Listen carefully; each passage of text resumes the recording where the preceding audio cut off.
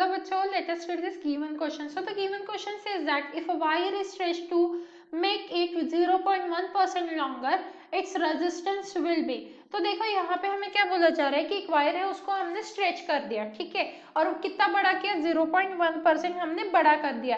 तो अब हमें पूछ रहा है जो स्ट्रेच होने के बाद उसका रेजिस्टेंस क्या रहेगा। तो देखो स्ट्रेचिंग होने के बाद भी वॉल्यूम तो कांस्टेंट ही रहने वाला है, तो वॉल्यूम क्या है हमारा, कांस्टेंट रहेगा। तो मतलब यहाँ पे V1 is equal to V2 लिख सकते हो। अब वॉल्यूम को हम एरिया इंटू लेंथ भी लिख सकते हैं, तो ये A1 into L1 is equal to क्या हो जाएगा, A2 इंटू L2 हो जाएगा, राइट। अब मुझे गिवन क्या है, गिवन मुझे है जो मेरा L2 है वो किसके इक्वल है, L1 प्लस 0.1% ऑफ क्या है, L1। तो यहाँ से अगर मैं सॉल्व करूंगी तो क्या आ जाएगा, L1 प्लस 0.1/100 और L1, तो इसका इक्वल क्या हो जाएगा, 1.001 L1 हो जाएगा, राइट। तो ये किसकी वैल्यू आई, मेरी L2 की वैल्यू आई है। अब अगर मैं A2 की बात करूं तो लेंथ क्योंकि इंक्रीज हुई है तो एरिया को डिक्रीज तो होना ही पड़ेगा, तभी तो वॉल्यूम कांस्टेंट रहेगा। तो ये A2 इज इक्वल टू आ जाएगा 1/1.001 ऑफ A1, ठीक है। तो क्योंकि लेंथ इंक्रीज हो रही है इसीलिए हमने एरिया को डिक्रीज किया।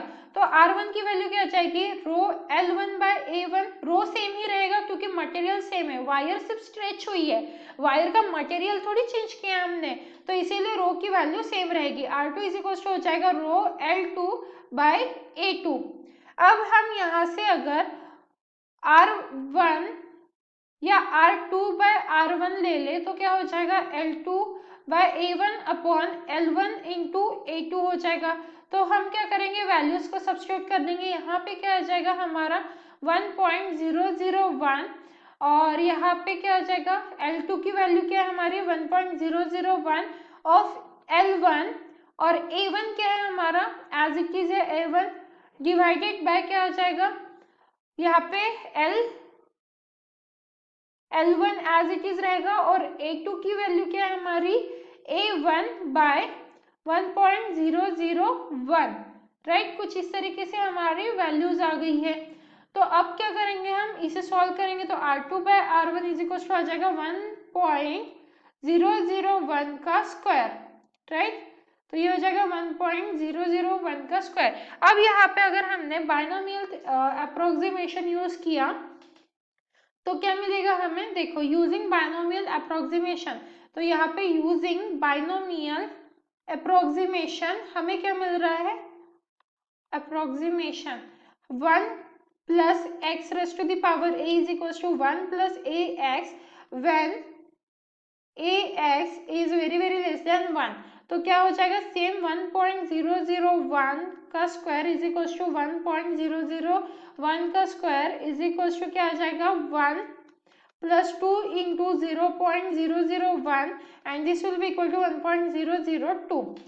तो R2 इज इक्वल टू क्या आ गया हमारा 1.002 ऑफ R1।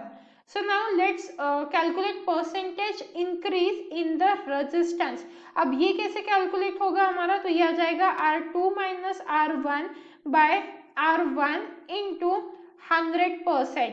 तो ये क्या हो जाएगा हमारा 1.002 minus 1 and divided by 1 into 100। तो इसकी वैल्यू क्या आ जाएगी हमारे 0.2%। So answer is 0.2% is the final answer. Now let's check the options and you can see increase by 0.2%, that means option B is the right answer. So option B is the final answer for this question. So I hope you so I hope you understood it well.